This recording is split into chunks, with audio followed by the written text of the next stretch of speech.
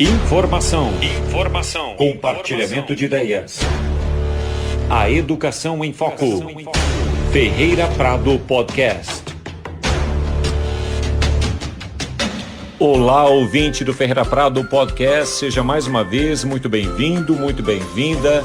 Aqui, professor Edilson Borg, e em nome de toda a nossa equipe, nós já agradecemos antecipadamente pela audiência. Hoje, mais uma vez, um assunto extremamente relevante para ser comentado, para ser discutido entre nós, professores, equipe pedagógica da escola, mas principalmente por aquele que é a razão de nós estarmos aqui juntos, o aluno, a aluna Ferreira Prado. Ainda no ano passado, as manchetes dos principais meios de comunicação de todo o país já anunciavam, já nos davam uma ideia de como seria o novo ensino médio, a realidade escolar, principalmente dos alunos do ensino médio de todas as escolas do nosso país. A partir do ano que vem, o novo currículo do ensino médio passa a ser obrigatório em todo o país. A proposta é que os estudantes tenham mais liberdade de escolha e que já criem vínculo com o mercado de trabalho dentro das escolas. E no início do ano, as expectativas apenas aumentavam e o assunto continuava sendo muito discutido. As mudanças no ensino médio brasileiro passam a valer esse ano. A ideia é que o estudante possa escolher e se dedicar a uma área de conhecimento, um novo cenário cheio de expectativa para professores, pais e filhos. Já estamos em março e o novo ensino médio é uma realidade aqui em nossa escola, no Colégio Ferreira Prado de Jales, assim como em outros colégios espalhados por todo o Brasil, em especial aqueles que fazem uso do material poliedro. Para falar um pouquinho mais sobre esse assunto, nós vamos trazer a nossa coordenadora pedagógica, Carla Estafusa. Carla, afinal, você poderia nos contar um pouquinho mais? Qual é a ideia principal, quais são as premissas do novo ensino médio? O novo ensino médio é um modelo de ensino mais flexível, composto tanto pelo currículo básico, que vai garantir todos os direitos de aprendizagem comum a todos os alunos, conforme determina a BNCC, e também ele visa desenvolver os projetos de vida, também valorizar a aprendizagem dos alunos, E nesse contexto, o principal objetivo dessa estrutura do ensino médio é o quê? É adequar às necessidades contemporâneas, fazendo com que os alunos tenham uma formação integral, que contemple todas as competências essenciais do século XXI. As aulas do ensino médio hoje preparam não só para a faculdade, mas também para o mercado de trabalho. Aqui no colégio, por exemplo, estão sendo trabalhados os itinerários de imunologia, saúde pública, energias renováveis e eficiência energética, empreendedorismo e o mundo do trabalho, comunicação em mídias digitais, moradias, espaços, formas e os impactos disso na sociedade. E também o projeto de vida, que é essencial. Então, ele tem como objetivo, esse ensino médio, a aumentar o protagonismo do aluno, a aumentar o seu engajamento escolar, para que seja atendida essas demandas da sociedade atual. Ferreira Prado Podcast. E como foi dito anteriormente, empreendedorismo tem destaque no novo ensino médio no nosso colégio. E o professor responsável por essas aulas é o professor Wilson Negrão. Professor, muito bem-vindo ao nosso podcast mais uma vez. Você poderia nos contar, afinal, como são trabalhados os conteúdos, como são abordados os temas nas aulas de empreendedorismo? Grande Ed, tudo bom? Então, eu acho que a palavra que melhor expressa a forma de trabalho na disciplina de empreendedorismo é dinâmica. Nós temos roteiros e cronogramas pré-estabelecidos, mas as interações e a abordagem, elas são de acordo com o perfil da turma e o interesse da escola em proporcionar o ensino na prática, que é a base do novo programa do ensino médio. E nos últimos dias, os alunos da primeira e segunda séries do ensino médio de nosso colégio tiveram uma saída de campo, um verdadeiro passeio educacional, um projeto elaborado pelos professores Wilson Negrão e Pedro Passerini, que é professor de comunicação e mídia. Professor Pedro, antes de falarmos um pouco mais sobre o projeto, sobre a saída de campo, você poderia nos dizer como funcionam, qual é a dinâmica que pauta as aulas de comunicação e mídia? O nosso itinerário formativo de comunicação e mídias, ele compreende o macrocampo da cultura digital, um macrocampo que está muito em voga na educação brasileira. Afinal de contas, o público jovem consome cultura digital o tempo todo. As nossas aulas, elas são segmentadas entre a parte teórica, condizente ao tema da semana, e elas são pautadas aí principalmente por uma situação, um problema que deverá ser solucionada, ser resolvida pelos alunos através do conhecimento aprendido ao longo da aula. Vamos então falar sobre a saída de campo. Nesse projeto, os alunos caminharam pelas ruas centrais da cidade, pelo comércio local e observaram as lojas. E eles tinham um objetivo para isso. Professor Wilson Negrão, qual foi o objetivo desta saída de campo, desse passeio educacional? O que foi oportunizado aos alunos e o que eles tinham, afinal de contas, de fazer durante a atividade? O objetivo da saída de campo foi aplicar as teorias e métodos de intervenção na parte de comunicação e mídia dos estabelecimentos. Então, o aluno teve contato com essa teoria e, para consolidar o conhecimento, eles literalmente buscaram exemplos, né? Uma coisa é o professor apresentar um exemplo, um estudo de caso de alguma loja, algum contato visual, alguma expressão. Outra é o aluno, mediante aquele conhecimento prévio, ir até a cidade e visualizar a teoria na prática, né? Buscar um exemplo no seu próprio cotidiano. A aluna Giovana Pedrini Martino foi uma das que participaram da atividade. Giovana, bem-vinda ao nosso podcast. Giovana, você diria que, ao observar os estabelecimentos, você e seu grupo notaram que esses estabelecimentos estão falando a língua do jovem, ou seja, estão transmitindo a ideia que o jovem quer ouvir, quer receber? Eu e meu grupo tentamos observar ao máximo os estabelecimentos ali no nosso raio de pesquisa. E, infelizmente, nós não vimos um bom diálogo com os jovens. Nós que somos desse público sentimos, sim, uma falta de comunicação na maioria das lojas.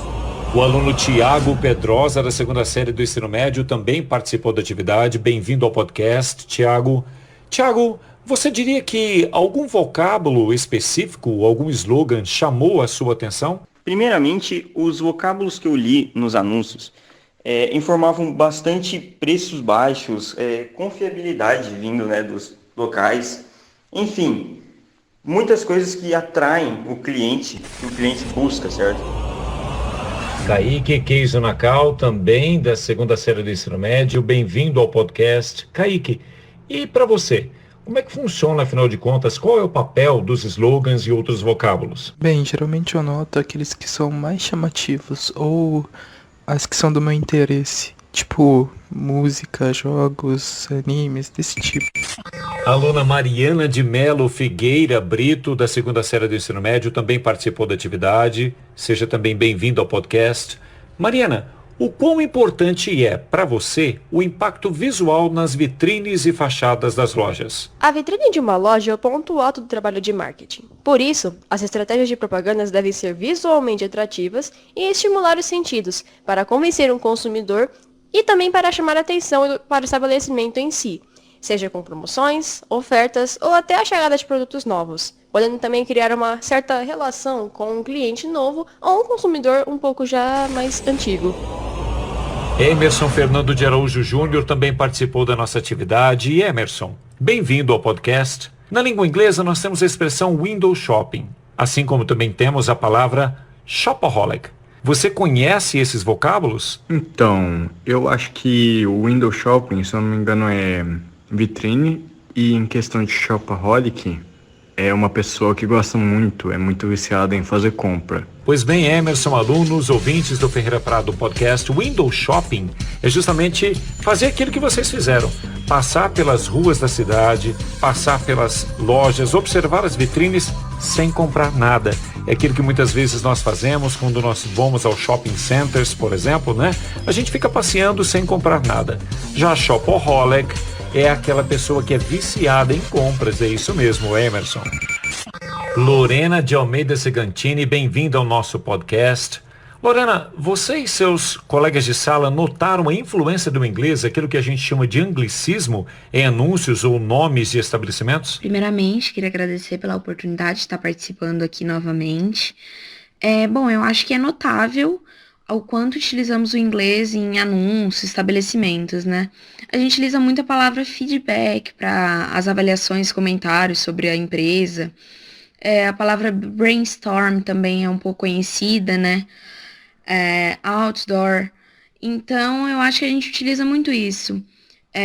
Site, check-in, são todas palavras em inglês que estão atualmente no nosso cotidiano, né? A gente convive com o inglês a todo momento. Por exemplo, a palavra shampoo. A gente conhece, a gente utiliza muito. Então, seria necessário dizer que o inglês ele está ativamente em tudo. A aluna Maria Alice Fiorini também esteve presente na atividade. Bem-vinda ao nosso podcast. Maria Alice, ao ler os anúncios, algum vocábulo lhe chamou mais a atenção? Geralmente os que chamam mais nossa atenção são aqueles que trazem assim palavras que a gente está acostumado a ver no nosso dia a dia, né? Que tem uma pegada mais jovem, que está conectado com a gente. O aluno Bruno Otávio Secato Galati, da primeira série do ensino médio, que também participou da atividade, está conosco. Bem-vindo, Bruno, ao podcast. Bruno, quais tipos de propaganda normalmente chamam mais a sua atenção? Normalmente as propagandas que mais chamam minha atenção são aquelas que usam de estímulos visuais, como cores e luzes, em outdoors, por exemplo, e auditivos, como os carros de som e os jingles. E agora eu pergunto para todos os nossos alunos que estão conosco participando do podcast. Vocês se consideram consumidores conscientes? Então, eu me considero sim uma consumidora consciente porque eu pesquiso sempre antes de comprar os meus produtos. Eu pesquiso se o trabalho é honesto, se eles não testam em animais, não poluem o meio ambiente, nem soltam resíduos, né? Sim, com certeza. Até porque precisamos ter total consciência do que vamos gastar e onde vamos fazer isso também. Sim, eu me considero um consumidor muito consciente. Eu sempre tento o máximo economizar e não comprar muitas coisas de uma vez. Bom, acredito que sim, eu seja um consumidor consciente. Eu sempre busco entender a relação do produto com o meio ambiente, com os animais. Também procuro ver sobre a relação de trabalho, questões de preço, marca, qualidade. Bom, desde pequena meus pais me ensinaram que antes de comprar você precisa analisar o custo-benefício. Então, se você realmente precisa daquilo, se está de acordo com o valor, tudo isso antes de comprar. Então eu acho que eu ainda estou aprendendo para ser um consumidor totalmente consciente. Eu não me considero um consumidor tão consciente assim, mas tenho que me conscientizar mais e tentar buscar o melhor. Nem sempre, às vezes a gente se extrapola, né? Comprando algumas coisas que não tem tanta necessidade, mas geralmente eu tento, assim, dar uma controlada nessa parte. Eu me considero um consumidor consciente, pois sempre quando eu vou comprar um produto, eu considero bem o preço e a qualidade dele antes de comprá-lo. E sempre ficar tentando para não prejudicar o meio ambiente ao utilizá-lo ou descartá-lo. Sim, eu me considero um consumidor consciente, até porque eu estabeleço um limite de o tanto que eu posso gastar e o tanto que eu não posso. E mais uma pergunta para todos os alunos que estão com a gente aqui agora. Qual foi a importância e relevância desta atividade na vida prática de vocês? O que é que vocês levam por dia a dia depois de realizarem essa atividade? Bom, para mim, a importância desse passeio, né, essa atividade pedagógica, foi que eu consegui ver e ter uma ideia de como funciona, né, o marketing, né? Que tipo, o cliente ele só vai ser atraído por uma coisa que chame muita atenção dele. Senão, ninguém entra, né? Ninguém vai ver a loja se tiver um banner ou um slogan muito fraco. Você tem ali um produto que serve para todas as idades, mas na hora de divulgá-lo, você limita quem irá comprar, você limita o seu público. E com essa atividade, nós conseguimos perceber isso e na hora que nós formos comprar, conseguimos analisar essa situação com aquele produto, naquela loja. Então eu acho que o resultado dessa atividade foi muito bacana. A gente não está acostumado a ter esse tipo de aula nem desse jeito, né, aqui fora da sala. Então é bem divertido pra gente e também, de um certo modo, a gente aprende melhor. Podemos colocar em prática o que aprendemos na escola em um ambiente distinto da sala de aula, o que fez com que a nossa interação com o mundo aumentasse. Para você expressar uma ideia de uma forma que chame a atenção, você precisa ter uma estética que chame a atenção, do tipo cores chamativas, letras grandes e etc. A gente tem um protagonismo, né, ativo no meio escolar, no meio social, como a gente teve um trabalho de empreendedorismo e comunicação onde a gente conheceu o comércio da nossa cidade, a gente pôde participar disso e é incrível conhecer mais sobre a nossa própria cidade. E também a opção do podcast que a gente está tendo agora é uma forma de atuação ativa dos alunos, é muito importante para a gente ser ouvido, ainda mais nos dias atuais. A importância da atividade, na minha opinião, é que a gente meio que deu uma entendida mais como funciona uma loja, como que o atendimento das pessoas funcionam. Além de ser uma oportunidade para conversar com gerentes, trabalhadores ou funcionários e poder socializar, também é uma experiência para ver e entender como seria realmente o futuro trabalhando. Eu achei essa atividade muito importante e interessante por conta disso. A gente sempre vai nas lojas, no comércio, com o intuito de comprar, né? A gente nunca percebe nada por trás. Às vezes a gente só compra, vai embora e segue com a nossa vida, né? E dessa vez foi diferente. A gente não foi com o intuito apenas de comprar coisas. A gente foi para analisar como a loja, né, divulgava seus produtos, como era a disposição deles. Professor Wilson Negrão, depois de ouvirmos os nossos alunos, de vivenciarmos esta e outras atividades dentro das aulas que fazem parte do itinerário formativo, qual é a sua visão deste novo papel do ensino médio dentro do nosso colégio? Bom, a experiência tem sido muito positiva, em parte pelo ótimo feedback dos alunos e também pela oportunidade de proporcionar uma atividade diferenciada, que poderá ajudar o nosso jovem a se inserir no mercado de trabalho. É sempre muito bom dialogar, ouvir os nossos alunos, conhecer a experiência deles e mesmo o que eles têm sentido com relação às aulas que têm acontecido. E por aqui nós vamos encerrando mais um Ferreira Prado Podcast. No episódio de hoje nós usamos áudios da TV Cultura e também da Record News. Nós agradecemos a todos que fizeram com que esse episódio pudesse acontecer, aos professores, Wilson, Pedro, a coordenadora de nossa escola, Carla Estafusa. Agradecemos também a gestão do Colégio Ferreira Prado pela oportunidade de falarmos um pouco mais sobre o novo ensino médio, como ele realmente acontece, mas principalmente aos nossos alunos que se envolveram e mais uma vez se colocaram à disposição para participar de mais um Ferreira Prado Podcast. That's all for today. Stay well, stay safe. Informação. Compartilhamento de ideias. A educação em foco. Ferreira Prado Podcast.